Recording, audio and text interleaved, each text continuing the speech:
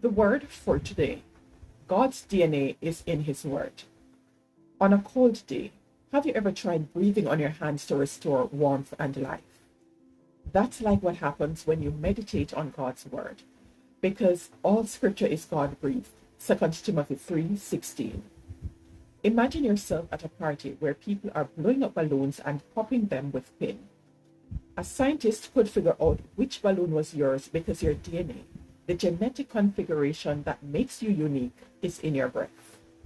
Now apply that principle to reading the Bible, and you will understand how vital it is to your spiritual life. John tells us the Word was God. John 1 verse 1.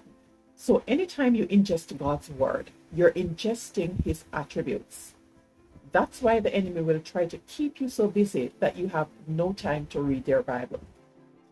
Many of the issues we struggle with could be resolved or eliminated altogether if we developed a hunger for God's word. Job said, I have not departed from the commandment of his lips. I have treasured the words of his mouth more than my necessary food.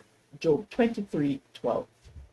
Jeremiah, who was so dejected that he became known as the weeping prophet, said, Your words were found, and I ate them, and your word was to me the joy and rejoicing of my heart. Jeremiah 15:16. Jesus experienced every test and trial known to man. He even went toe-to-toe with the tempter. What was the secret of his strength? He said, It is written, man shall not live by bread alone, but by every word that proceeds from the mouth of God. Matthew 4 verse 4. Today, get God's word into you. It's his DNA. That's the word for today.